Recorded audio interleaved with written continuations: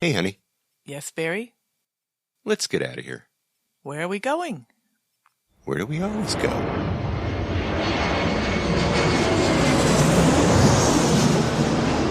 Fascina el viento, este ritmo de palmas, sin mi naturaleza, hasta encontrar la playa. Por eso grito al mundo, yo soy de Puerto Vallarta. Samba de Puerto Vallarta, noche de arrullo en el mar. Samba de Puerto Vallarta. Hello, fellow travelers, and welcome to this episode of the Puerto Vallarta Travel Show. I'm your host, Barry Kessler, and I'm just so happy to be introducing you to my favorite vacation destination. Maybe it's even yours, and that's Puerto Vallarta, Mexico. That music you're listening to is performed by Alberto Perez, and Alberto is the owner of the Lapa Lapa group of restaurants. Those are the Lapa Lapa, Puerto Vallarta's oldest restaurant on the famous Los Muertos Beach, and the El Dorado Restaurant and Beach Club right next door. So you can enjoy that fantastic view of the Los Muertos Pier, all lit up at night in beautiful colors, or during the day in its grand splendor for breakfast, lunch, or dinner. Seated with your toes in the sand right at the water's edge. It's so romantic. It's so Puerto Vallarta, my friends. This week we are going to the Olas Altos area in the romantic zone. We're going to visit an LGBTQ-friendly hotelito. It's called Hotel Mercurio, and we're going to be visiting with the owner of the Hotel Mercurio. His name is Paul Christ. Paul is from the United States. He has a cool story as well as ideas for tourists, both gay and straight, who come to visit this wonderful pueblito, Puerto Vallarta, Mexico. We have lots of local and national Mexican news, including that national outdoor smoking rules that are going to be affecting all of Mexico, plus local Vallarta events that are coming up, some mail and more. So before we get to Paul and the Hotel Mercurio, let's see what's happening this week in Puerto Vallarta, the 23rd of January, 2023. And speaking of 2023, that reminds me, I want to wish you all a very happy new year. I also hope to see you all in Puerto Vallarta this year. I hope to see you soon anyway. This marks the beginning of year number 7 for the Puerto Vallarta Travel Show. Our first episode aired December 29th, 2016. So thank you all for listening. Thanks for being part of the Puerto Vallarta Travel Show family. And please share the podcast with a lover of Puerto Vallarta or even a first-timer. And anyway, make sure that you buy your tours. If you're going to be buying a tour, buy it from my friend JR over at vallartainfo.com. Several months back, I had Michael Tolleson Robles. Michael has a artist gallery. It's called Galleria Robles. And Michael is that incredible autistic savant artist who can whip up a masterpiece in just a couple of hours. If you remember from that episode, Michael was talking about a restaurant and about a chef that he was collaborating with to open up a restaurant in his gallery. And now the news is out. The secret is out of the bag. The restaurant is called De Cortes. And it's a fine restaurant, which is up in El Coloso. It's kind of in a sketchy area, and I know you're saying, well, JR lives in El Coloso. Yes, he does, but Chef Polo Cortes, he's going to be opening his newest restaurant right there on the second and third floors of that art gallery, and I have some pictures of the progress of the restaurant that is being built there. It's in the show notes. I'm going to be adding things to the show notes all during the day, so make sure if you don't see something that you hope to see today, you'll see them at least maybe tomorrow. But anyway, check those show notes. I got pictures of the progress of the restaurant De Cortes, which is going to be part of Galleria Robles. Very, very, very cool. Remember that this is high season, and in high season, we have a sculpture tour that goes on. Gary Thompson, who is does this almost every year. He has a Malecon sculpture tour on Tuesday mornings. Starts at 9:30 sharp. They meet over at the Millennium Sculpture, which you will find at the north end of the Malecon in Puerto Vallarta, right where the McDonald's is there. That street, that cross street, is called Calle 31st of Octubre, 31 de Octubre, right next to the Rosita Hotel pool. And you can't miss it. And you can't miss this beautiful, glorious sculpture, the Millennium Sculpture. The tour, as I said, begins there, and it begins sharp at 9:30. Gary has his walking tour, of course. It starts on the 22nd of November, and it goes all the way until the 18th of April. And he does it to benefit the Biblioteca Los Mangos, which is the big public library here in Puerto Vallarta. And he does it because he loves to do it. And at the end of the tour, he winds up at his gallery, which is Galleria Pacifico, where he usually has a talk with another artist, and then some refreshments, a little beer or whatever. And last time I went, it was Jim Dimitro who was there talking about his sculptures on the Malecon. And, of course, those are included in the tour. And then Gary asked for donations for the library. So if you are going to go on his tour, I suggest that you try to give at least 100 or 200 pesos per person. That's like $5 or $10 per person, as a thank you to him for his time and for his dedication to the Biblioteca Los Mangos. It's really a great thing. If you haven't gone, you got to go. It's a couple hours, so be ready. Be properly fortified if you go. Make sure you've got lots of water on board. Make sure you bring some water with you, and that you've had a good breakfast before you get there. It's really a good idea. I've been there. I've done that, so I know. And you know what? Maybe I'll do it again because I really love it. Gary brings so much energy, and he's got some great stories, and I just love to hear the stories about these artists and why they did what they did. Reminder, there are many farmers markets also along the bay. Almost every day of the week you can find one. I've got a list of them. Of course, the big one is over in town on Saturdays. That's a Saturday market over in the Olas Altas area. That is, again, over at Tile Park PV. And then there is that Thursday evening one over at the Marina. Always great. Here's a quick little rundown. They've got one in Bucerias on Wednesday from 9 till 2. In La Cruz, they've got one from 9 until 2 on Sundays. And then, of course, that Marina Market Thursday from 6 p.m. until 10 p.m. And the one over in Tile Park on Saturday is from 9 until 2. Then the Riviera Farmers Market in Nuevo Vallarta, that's Tuesday from 9 until 2. They have a Mercado Artesanal San Pancho, that's Tuesday from 9 until 2. Mercado del Pueblo in Sayulita from 10 o'clock until 2 on Fridays. La Panita, Tianguis Market, Thursday from 8 a.m. until 1 p.m. And I have a link and a list to those over in the show notes. This is all from Vallarta Lifestyles. And, of course, I have them written down in the show notes as well at www.puertovallartatravelshow.com. Get ready to eat some fish. That's right. The Agua Chile Festival is coming up. Prepare your belly and your palate for Sunday, February 5th, so you can enjoy the 13th Ceviche and Agua Chile Festival, an event that will take place in Puerto Magico from 12 noon until 8 p.m. There's going to be 9 confirmed restaurants who's going to be showing off their recipes to delight the attendees. And there's also going to be mixology and craft beers. There will be entertainment, of course. Prices are going to be ranging from 50 to 100 pesos for those dishes. And the admission is free. Of course, the parking is free. It's over at Puerto Magico. And the last edition, they say that they had 2,000 people, so they're expecting this to be pretty big stuff. So make sure you get out there. Again, that is Sunday, February 5th, over at Puerto Magico from 12 noon until 8 p.m.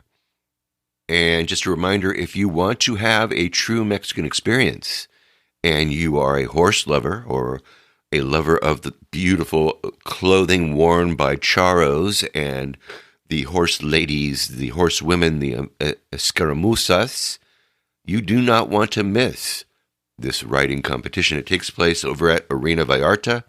This is from Banderas News. The 11th International Charro Tournament over at Marina Vallarta is going on from January 31st until February 5th.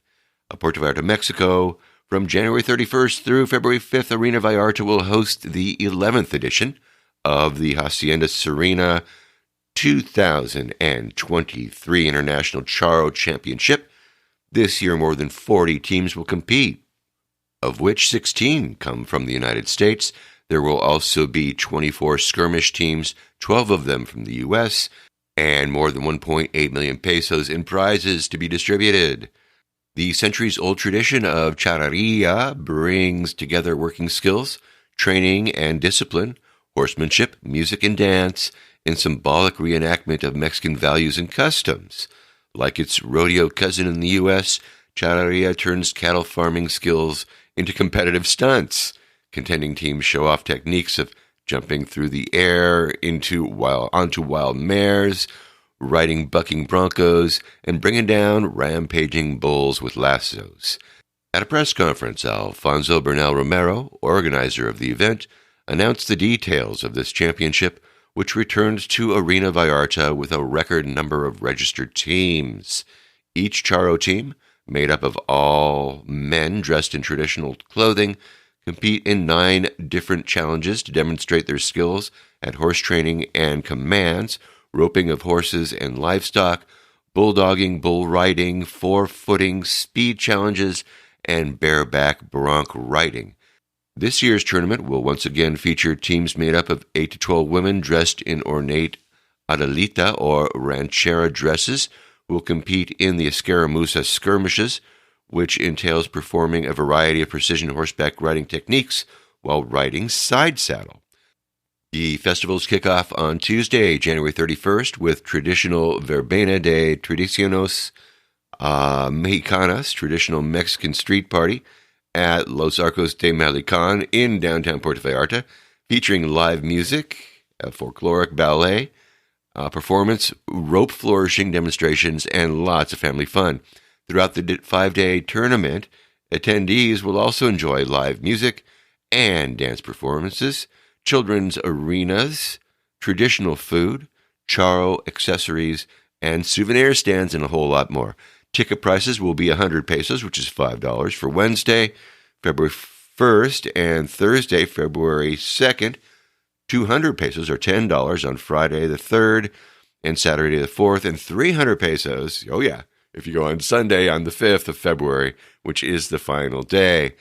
As a thank you to attendees, tickets to all competitions automatically enter you into a raffle for a late model car to be given away on Sunday, February 5th. And you must be present to win that car, I guess, with that ticket in hand to claim your prize. And, of course, the Arena Vallarta is located in El Colorado, which is just 20 minutes from the Puerto Vallarta International Airport.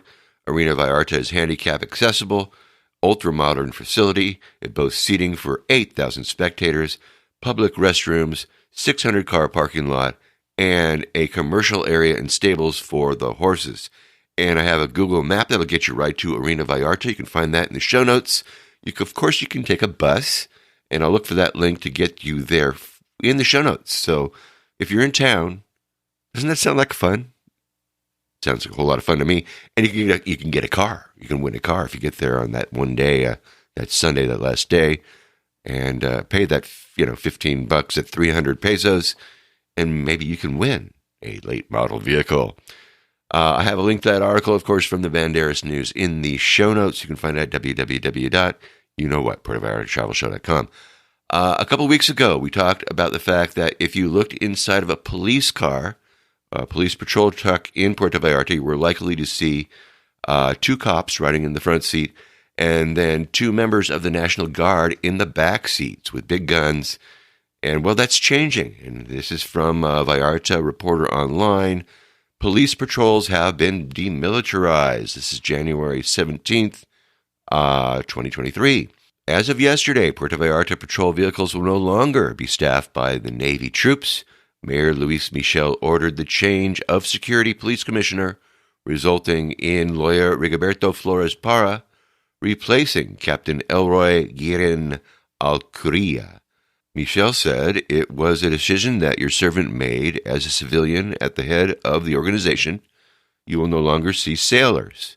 Michel said that other appointments of vacant positions are pending, such as the Municipal Traffic Subdictorate, as well as Operational Subdictorate of the Police. He continued, all things have a term, and a change is required. It's the power of the mayor to appoint the commissioner. Many people said to me, we must have a police force without soldiers on top of the vehicles. The councilors also asked for it.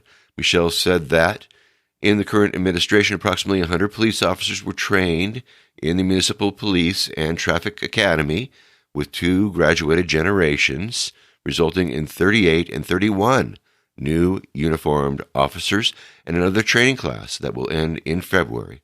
On June 7th, Commissioner Elroy Guirin Alcuria took over the Puerto Vallarta Municipal Police in a move made by the federal government. They were in command for almost 8 months. That's right. So they're getting rid of those scary machine gun-toting soldiers, removing them from view so they don't scare tourists. Maybe tourists who might dare to smoke outdoors. Yes, yep. All of Mexico has begun the adoption of one of the world's largest and most punishing anti-smoking campaigns ever. This is from BBC News. Mexico has brought into force one of the world's strictest anti-tobacco laws by enacting a total ban on smoking in public places. The step, which was first approved in 2021, also includes a ban on tobacco advertising.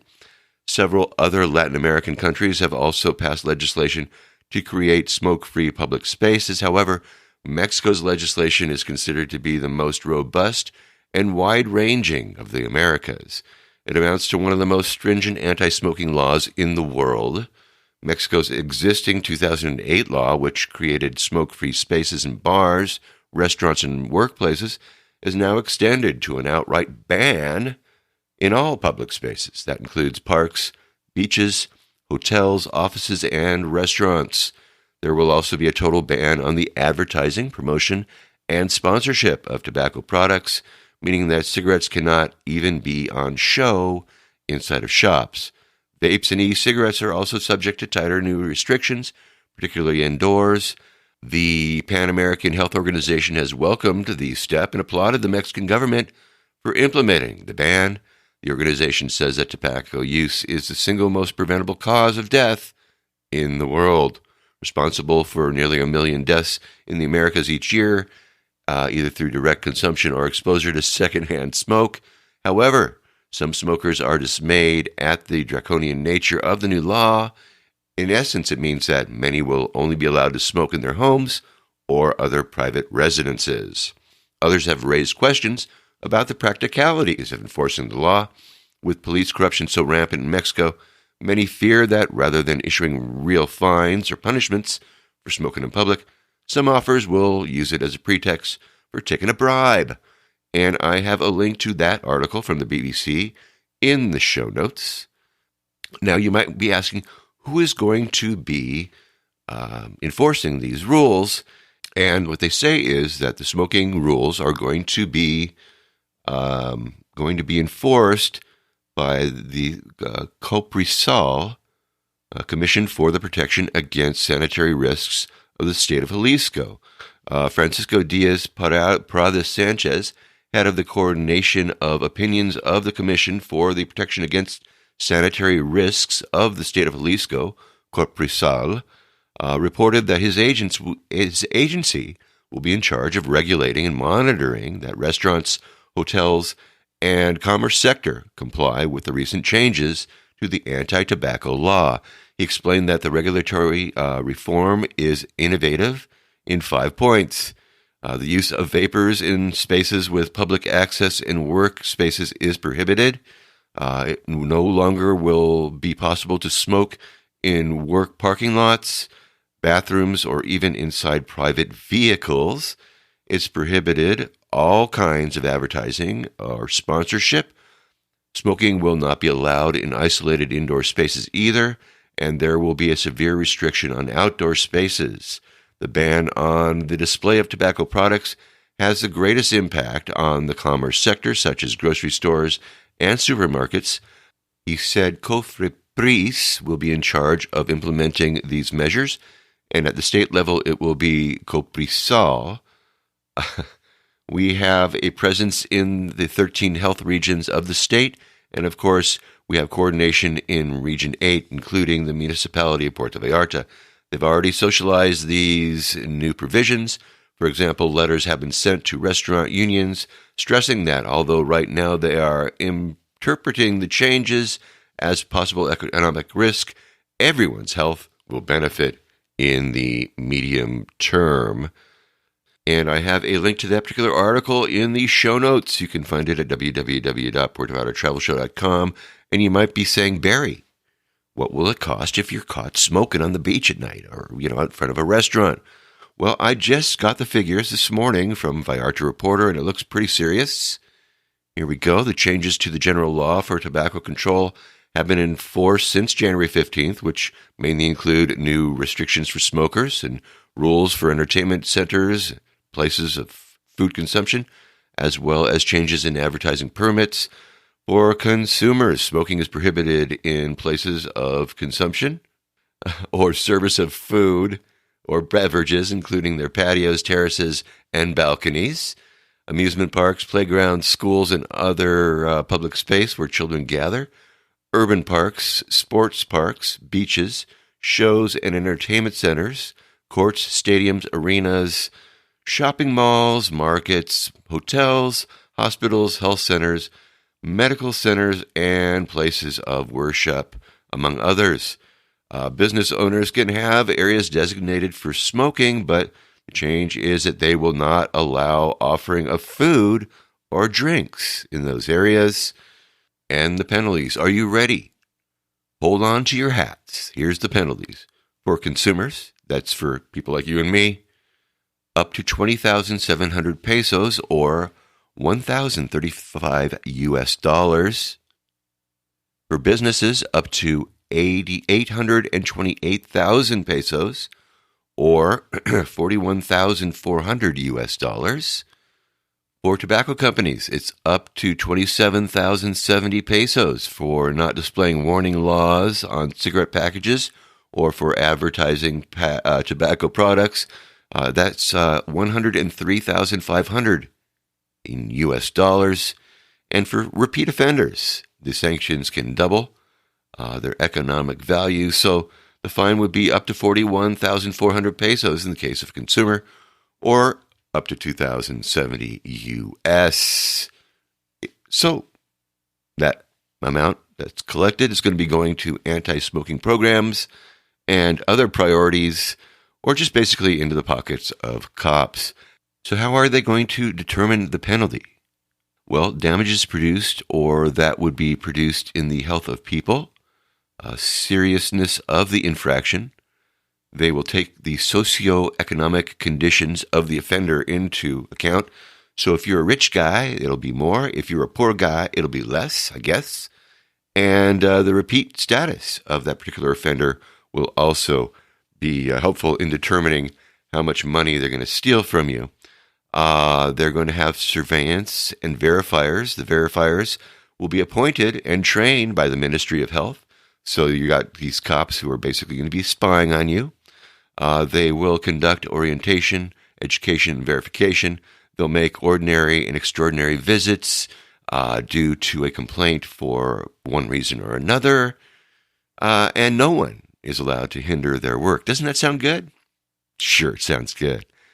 Citizens' complaints. It says any person may file a complaint for a breach of the law. So if you hate somebody, go ahead, file a complaint. Here is the phone number. I will have it in the show notes. You can check it out. And it says here, contact by the Ministry of Health in Jalisco or City Halls is pending. I have an editor's note. It says, although many unions have objected to these changes, no active injunctions have been reported. That's because it's too early, but wait, it'll happen, I'm sure. Because not all politicians are cool with the newest measures, and this is from Vallarta Reporter. This is dated January 18th, 2023. Governor Alfaro pushes back against the new anti-tobacco measures. Jalisco Governor Enrique Alfaro believes that changes to the national regulations of the general law for tobacco control that came into force last Sunday are excessive. No shit. The changes seek to reduce the consumption of tobacco in smokers and thereby reduce the health risks that it represents. He said, it seems to me that this regulation is excessive where it is seen, but it's something that is beyond our competence. We're reviewing it, and the Ministry of Health and the legal area of the government will establish the path to follow. He said that having put these changes into the regulations into force without adequate lobbying and without the necessary consensus will generate problems that are perhaps greater than those that are intended to be attacked. He said that Jalisco business community is upset, although they have not entered into formal dialogue yet. I have seen that at the national level, there is a real concern, and I would say with foundation, but the subject will have to be reviewed, and hopefully an opportunity will open up to discuss the scope of this regulation. Above all, I insist to see whether what this means is going to have a deeper economic impact, he concluded. Since last Sunday, the changes to the aforementioned regulation came into force throughout the country, which established, among other points, that restaurants, bars, and similar businesses will no longer be able to offer table service with the option of smoking. That is, they must become 100% tobacco-free spaces. The changes also prohibit stores from displaying cigarette or cigarette packs on their counters. They may only be sold through lists that mention the products and its price, but not including the logos or the brands. There's another editor's note here. It says some analysts have predicted that the changes will encourage extortion by authorities. No kidding. For example, police could leave restaurants and bars with smoking sections alone for a fee. Cartels could also do this.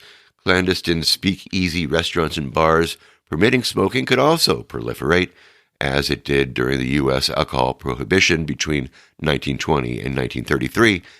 And yeah, so anyway, there were many places that were around town that never closed during the pandemic. Bars in neighborhoods that were owned by the cartel or locals with connections, they were open too. Yeah. So the editor's note is absolutely right. It rings pretty true to me. And I have a link to that article. That story is in the Vallarta Reporter online. It's in the show notes. The link is there, but remember that if you do not have a subscription to Vallarta Reporter, it'll take you to a little page that says, hey, pay. So anyway, I gave it to you. You've got it right there in the show notes. My concern, of course, is that the tourist who's a smoker is now a target for a rogue cop or for someone who just doesn't like that cigarette smoker, that particular person, right, who happens to be a smoker. So, and again, and what about our friend Salvador Estrada, the Candyman on the Malecon? If you spend any time with Salvador, you will notice that 60% of his business is selling cigarettes. He sells little single cigarettes. And I asked him yesterday what's going to happen. He said, so far, nobody's said anything, but I can't wait for that call to come. He's going to say, hola, Barry. Necesito 20,000 pesos, por favor, hermano.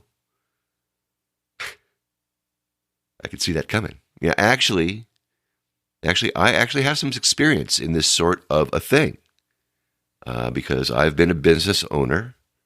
I was a business owner in the city of Burbank, California. For those of you who don't know, before I got into the real estate business 12 years ago, I worked at our family jewelry store in Burbank, California. My dad opened it up in 1967, and I worked over at Kessler Jewelers for 36 years of my life. I was the resident gemologist. I was the gem buyer, the jewelry designer, the appraiser, the owner of the chief bottle washer in the end. And I worked in that family jewelry store since, well, before I graduated from high school. That's how long I was there. The city of Burbank enacted, just out of thin air, and a vote, just like this, an outdoor smoking ban. It was in 2007 or so. And you basically were not permitted to smoke within 20 feet of an open doorway. So you couldn't smoke in the street. And although you could smoke in your car, I guess, but smoking was already not allowed, of course, in public places like parks and sporting events, stadiums, schools, inside businesses. That was already that way. But these outdoor areas, this was a new and radical idea, and it affected businesses and housing projects too. So like if you were in an apartment building or in a condo that shared open spaces, that was a problem. And businesses and restaurants who had spent thousands of dollars building outdoor smoking areas, they were told basically, well, sorry, but at least you have a really nice patio, right? And, as a business owner, I knew that it just could not be good for Burbank businesses. I knew that cops would abuse shoppers and diners, maybe not directly, but indirectly. And I also knew that we could lose customers to our neighbor, Glendale. And an interesting fact, Glendale, California, combined with the city of Burbank, California, they are neighbors. They have the second largest Armenian community outside of Armenia, and Armenians smoke. In fact, if the city council of Glendale actually enacted this sort of outdoor smoking law, they would all be voted out of office so fast that they wouldn't know what hit them. But Burbank, they felt, what the heck, we're going to do it. Now, one of my clients was a fire captain with the city of Burbank, and he had worked his way up as a paramedic. I've known him for many, many years, for many decades. And he came into the store. I was putting in a new battery into his watch, and he asked me what I thought about the no smoking ban. And I said I didn't like it. And he looked surprised, and he asked me why. And I said that I felt that the threat to others outdoors, dropping dead from secondhand smoke, was pretty remote. And then I asked him, I said, Jesse, you're a paramedic. How many dead kids were pulled out of Burbank pools last year? And he said, too many. And I said, so how many pools were filled in because, you don't want another child to drown, right? And he said, none. So actually, someone from City Hall even directed a news crew from NBC Channel 7, which was actually down the street. They heard that there was a businessman who was against the outdoor smoking ban, so they came in with their camera crew to interview the crazy guy. And in the end, here's what happened. This is what actually happened. So someone would come to Burbank, and they'd come to downtown Burbank to maybe watch a movie or maybe to have dinner in one of the very nice restaurants there. And they'd be with their family and friends. And then after dinner, if this person was a smoker, they'd excuse themselves and they'd go step outside for a smoke after dinner. And the smoker most likely doesn't know that it's against the law, but then he's ticketed by a cop. And there's a $50 ticket that you can't pay. You can't pay it by mail. No. In fact, the perpetrator, this bad guy who stepped outside of the restaurant, he has to appear in court to pay his fine. And then with all of the court-added enhancements, that $50 ticket is now a $200 ticket. And you combine that with his day off in court, which means that he's forfeiting a day of wages. And now let me ask you something. Do you think that this person is ever going to come back to Burbank to eat or to watch a movie or to buy a piece of jewelry or ever shop again? The answer is no. And that's what happened. And that the people that think that they're being treated like second-class citizens, they're not going to come back to your town. They're going to go find another place that values their hard-earned dollars, right? So that's my personal experience with what looks like basically what's happening right now in Mexico. That happened back in 2007 in beautiful downtown Burbank, California. And hey, if you live in the Los Angeles area, and if you've ever had the pleasure of coming to beautiful downtown Burbank to eat or to shop or even to see a movie or a play, and you notice that there are no parking meters on the streets and that there is no charge to park in the 6,000 public parking spaces that are owned by the city in their public parking lots and their parking structures, then you can thank me for that, because that's what I did. One day, I'll tell you how a tip from the president of the Burbank Chamber of Commerce to me, and then a $600 ad that I placed in the local Burbank paper, and then the things that followed actually made that happen. So if you have never had to pay for parking in Burbank, that's why. And it's very interesting. We're gonna have an interesting battle here. We're gonna see what's going to go on with this smoking law.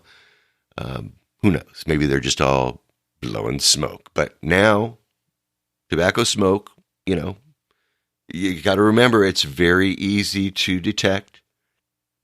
But vapor and vape, you can see it, but you can't smell it. And hey, in the next couple of weeks, I'm going to have my friend Fernando from Pacific Vape in Puerto Vallarta. He's going to talk about vaping, and it's very interesting. It's a very interesting topic.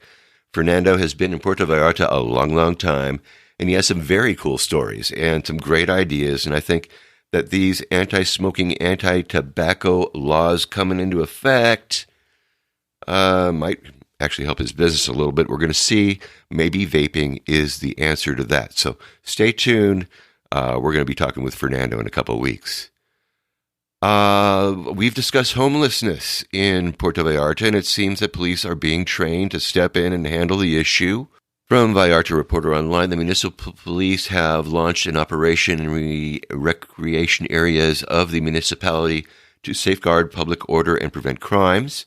The operation was implemented in response to residents' complaints in areas such as the Fluvial Vallarta Linear Park, the lower part of the bridges in the Pitial River area, and part of the Lopez Mateos and Agua Azul area, neighborhoods.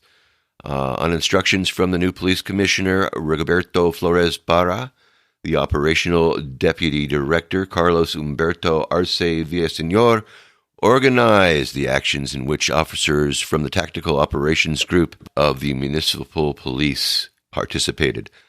People who were caught spending the night in public areas and with suspicious attitude were removed.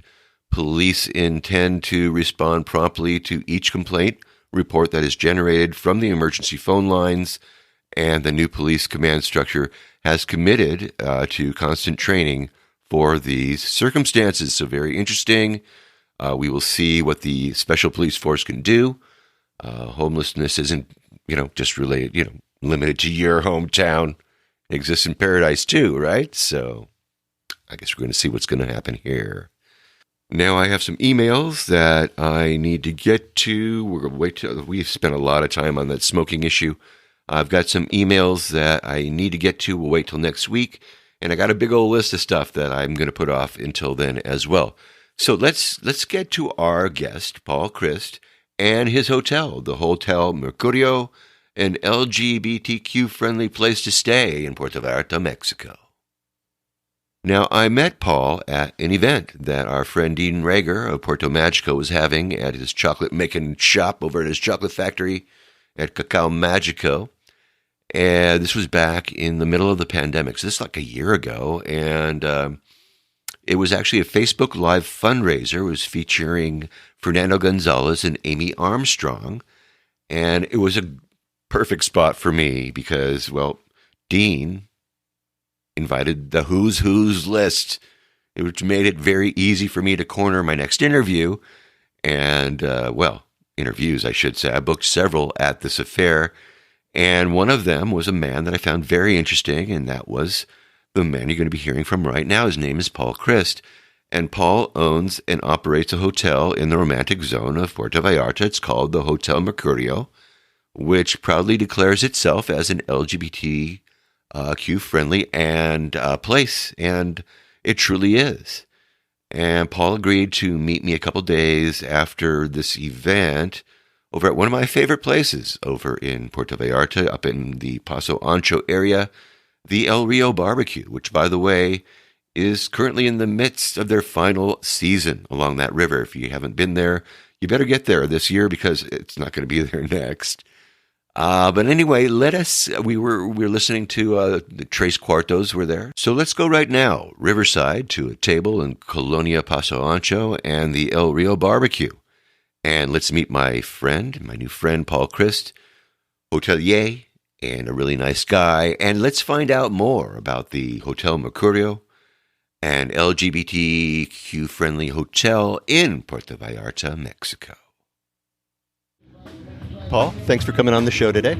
It is great to be here. Tell me a little bit about yourself. Where are you from, and what was your path that led you to Puerto Vallarta? Yeah, well, I'm from Washington, D.C., was an economist. I worked in the Senate, in the U.S. Senate, and I have several past careers. Okay. And in 2002, things just sort of pointed me in this direction. Job-wise, I wasn't happy.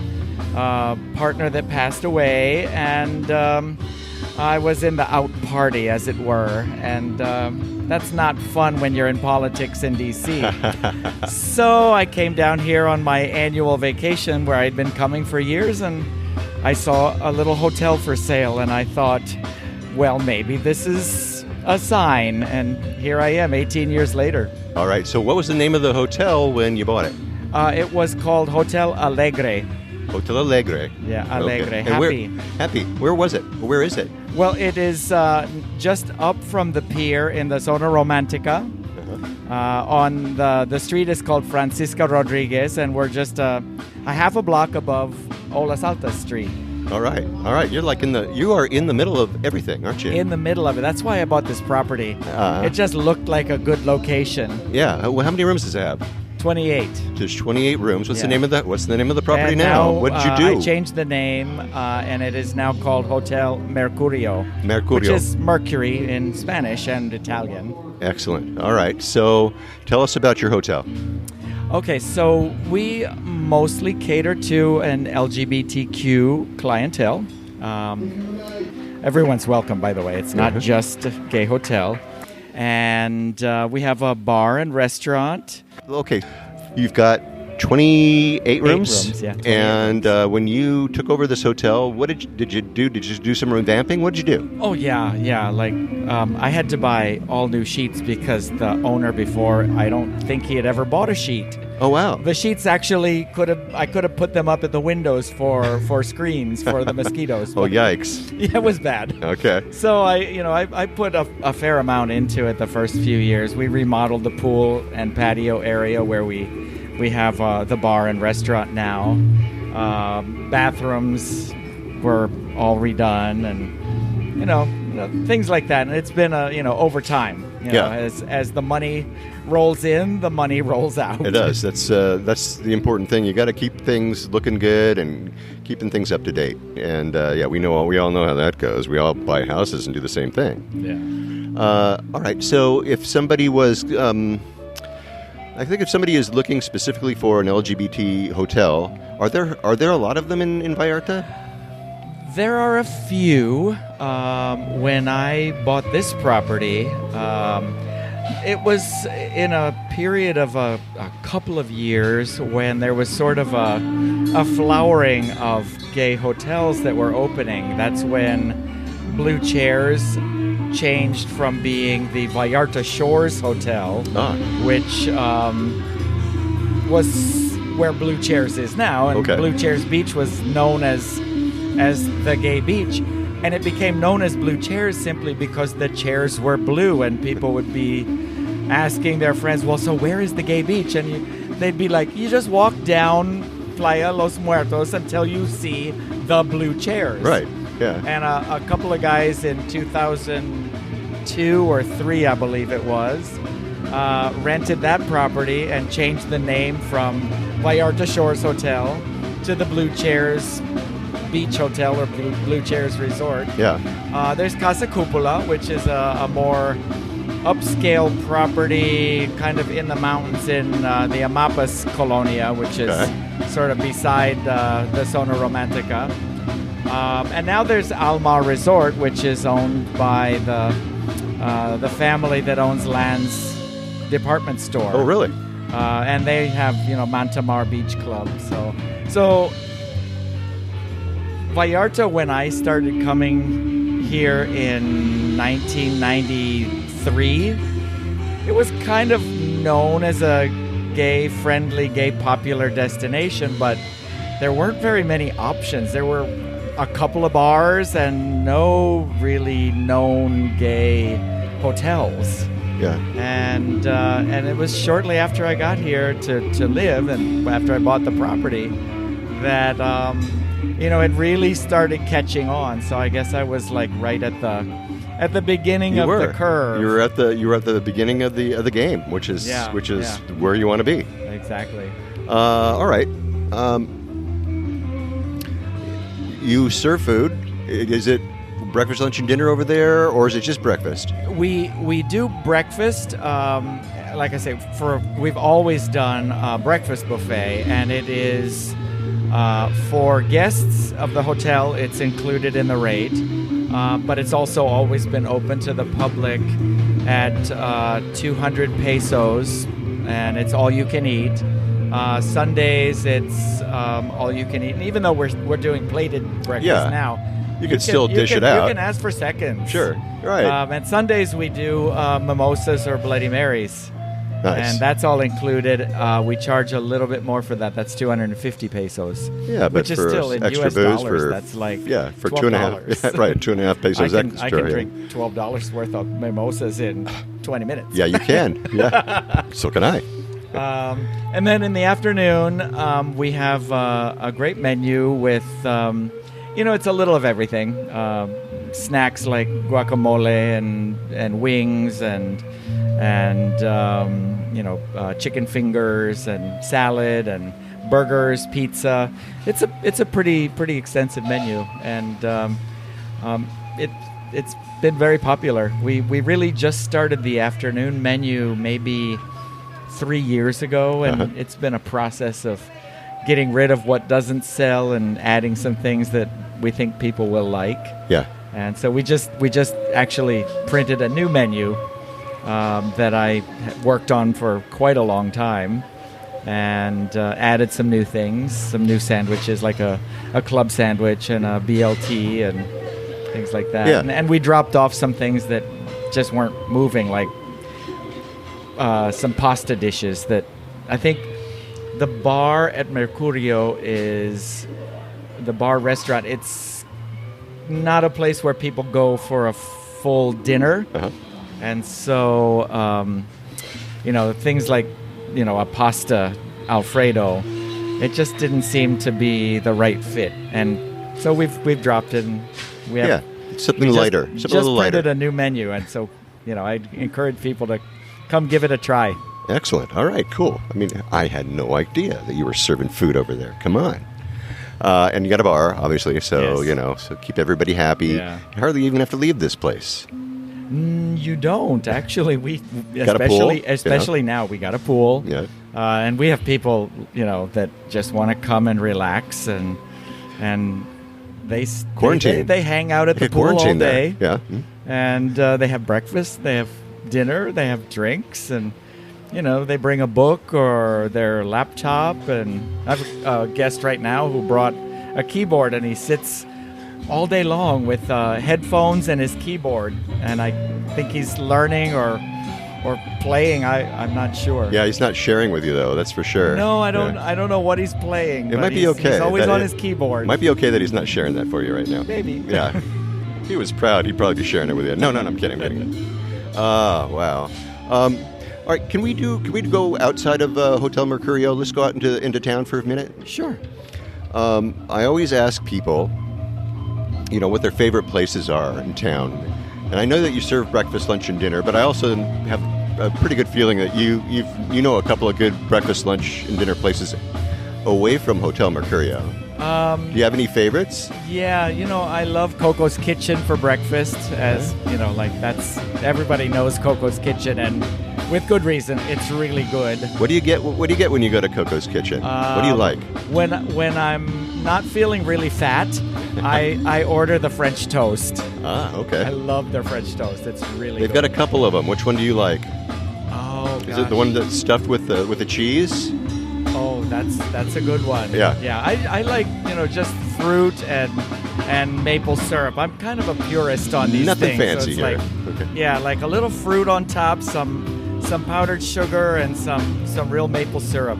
And you're happy. And I'm happy. Yeah. Cool. Very good. All right. So Coco's Kitchen. Dinner. I love Bravo's and Siam, which are Michael Buford's restaurants over on, what is that, Francisco? It's Madero, I believe. Yeah. Yeah. I love Archie's Walk, which is just down the hill from us on the same street, and that's a Vallarta institution. Yeah. Do you have a favorite dish there? Oh yes, green curry. Green curry. Green curry. I'm crazy about green curry. At Siam, at Michael Buford's Thai restaurant, I love the pad Thai.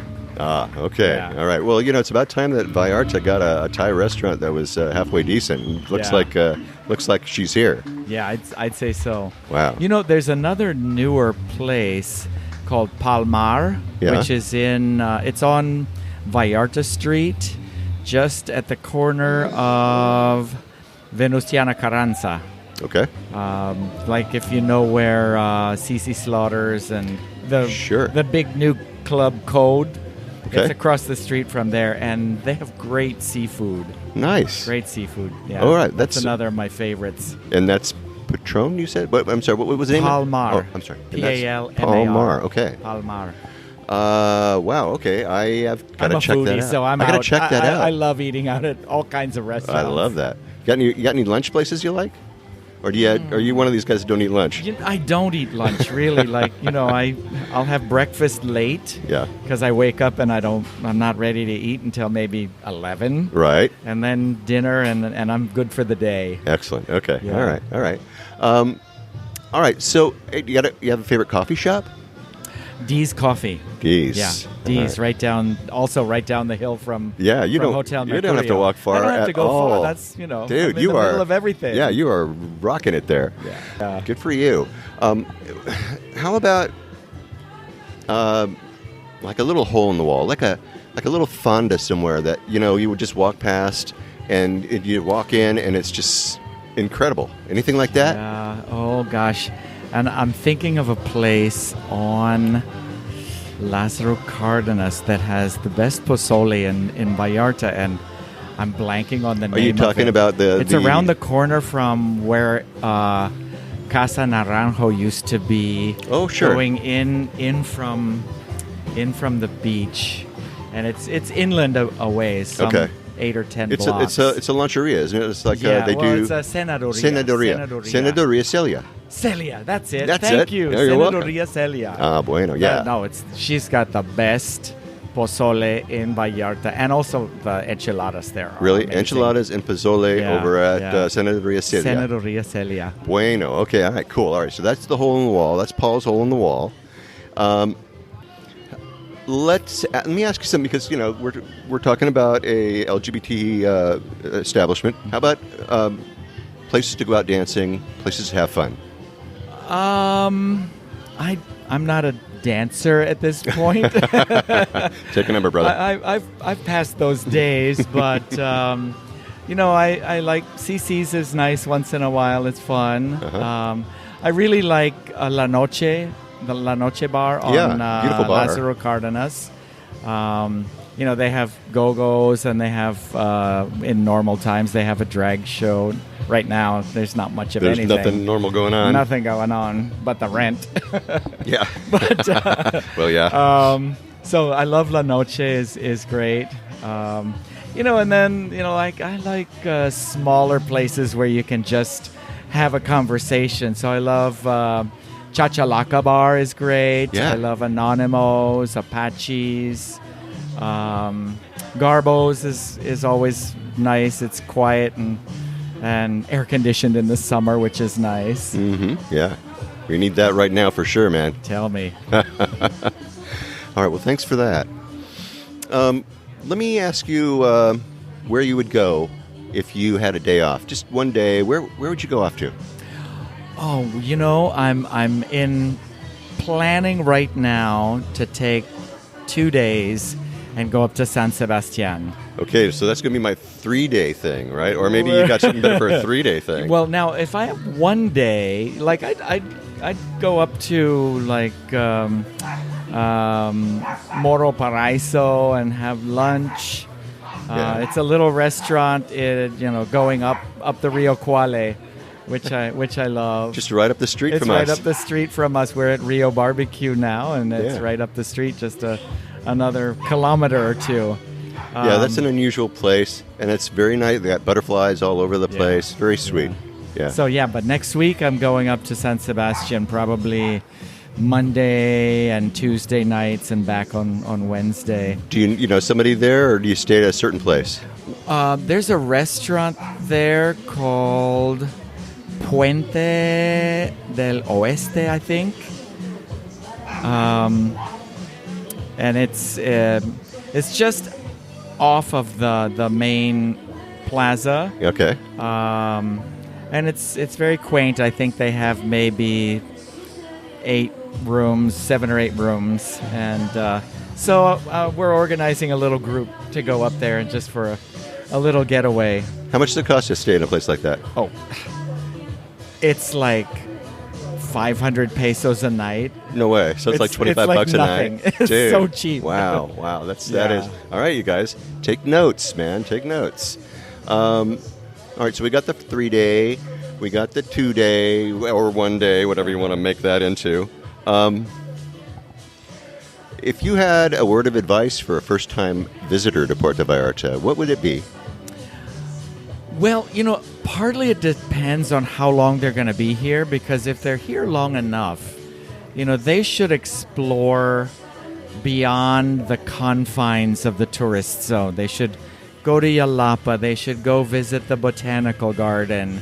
They should go to one of the towns like San Sebastian or Mascota up in the mountains. And, even if it's just, for a day and maybe an overnight trip. Because there's so much more to Puerto Vallarta than, the marina and the Playa Los Muertos, the tourist regions.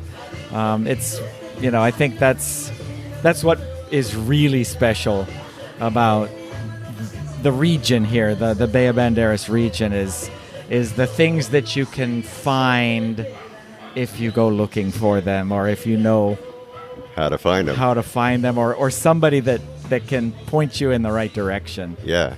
All right, so you all know why you're listening to the Puerto Vallarta Travel Show. That's why. How about a word of warning? Let me ask you this. Single gay man coming down here, what kind of warning would you give to a single gay man? As a hotel owner, I have seen it all. I imagine you have. And I would say, don't leave your brain at the airport when you arrive. Don't do what you wouldn't do at home. So, don't get completely blitzed on alcohol or drugs and walk home at 5 o'clock in the morning. Oh, bad idea. Bad idea. Yeah. If you're in that kind of shape at that hour of the night or morning, get a cab or an Uber, even if it's a few blocks. Yeah, absolutely. You might go, oh, it's just a couple of blocks, but you could also fall flat on your face with these uneven sidewalks if you're blitzed. So. Precisely. Oh, my God. Yeah, you've probably seen some of that. Okay. What have you seen that you can share with us? Anything? You can say no. No. All right. Good. I was expecting that, but I thought I'd ask anyway. I'm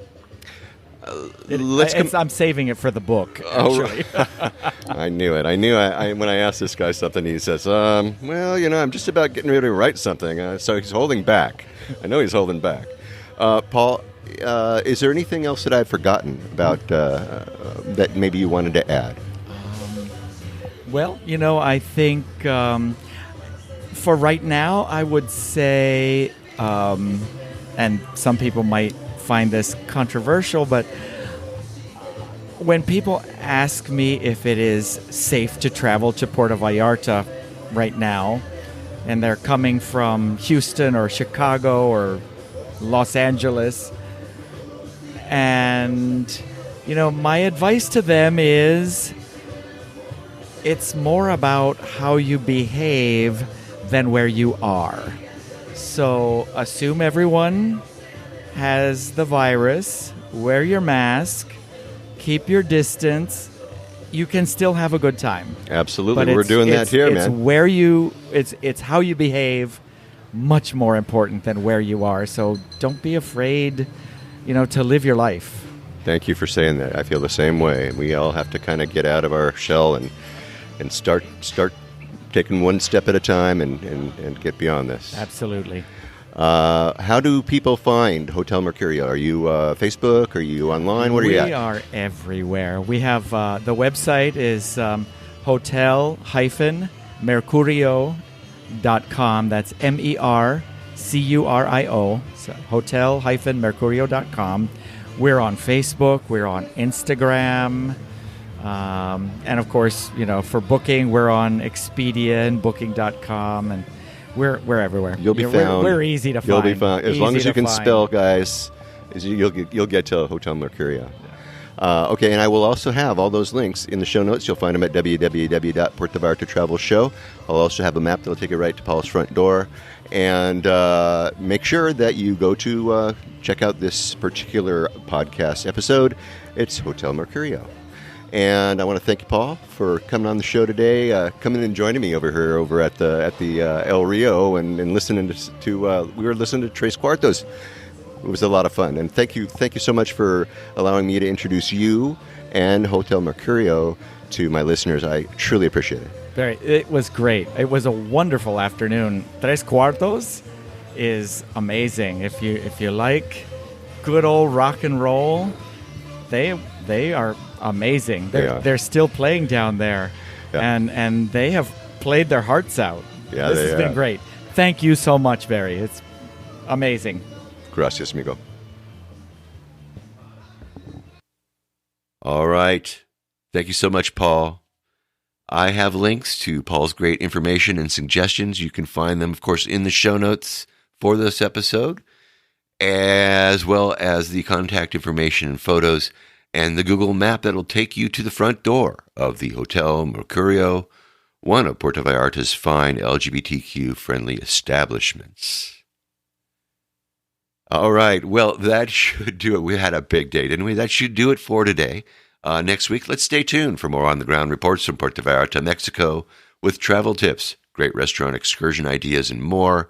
But until then, remember that this is an interactive show where I depend on your questions and your suggestions about all things Puerto Vallarta. If you think of something that I should be talking about, please reach out to me by clicking on the Contact Us tab and sending us your message. I'll get to those next week, I promise. And remember, if you're considering booking any type of tour while you're in Puerto Vallarta, like I said earlier in the show, you must go to vallartainfo.com, that's JR's website, and reserve your tour right through him, right from his website. Remember, this is a value-for-value proposition. His experience and his on-the-ground knowledge of everything Puerto Vallarta in exchange for your making a purchase of a tour that you do anyway. You're just doing it through him as a way of saying thank you. Thanks, JR, for being our guide. Cost no more than if you're going to use someone else. So do it, really. And when you do take one of those tours, email me about those experiences. Maybe you can come on board and share with others what you liked or didn't like about the tour. Again, contact me by clicking on the Contact Us tab and sending off a message. And don't forget, he's got his maps, his DIY tours, his revitalized happy hour board. More, I have links to all of those in the show notes. And once again, if you like this podcast, please take the time and subscribe and follow and share with a friend, lover of Puerto Vallarta, or give me a good review wherever or however you happen to be listening. And that way we can get the word out to more and more people about the magic of this place, Puerto Vallarta, Mexico. And remember, I made it easy for you to do just that with each episode I create. But if you haven't been to my website, well, you really need to have a look there. What's wrong with you? I have links to the places that we talk about, interesting pictures, and more all there right in the blog posts and in the show notes for each episode of the show. So check them out for sure if you haven't already. All right? All right. Thank you so much to my buddy Paul Christ from the Hotel Mercurio, a sweet LGBTQ-friendly oasis in the romantic zone of Puerto Vallarta, right in the middle of the action. It's a great location. I have links and I have pics and I have maps right there in the show notes. And thanks to all of you for listening all the way through this episode of the Puerto Vallarta Travel Show. This is Barry Kessler signing off with a wish for you all to slow down, be kind, and live the Vallarta lifestyle. Nos vemos, amigos. De Puerto Vallarta, noche de arrullo en el mar, samba de Puerto Vallarta, noche de amor junto al mar.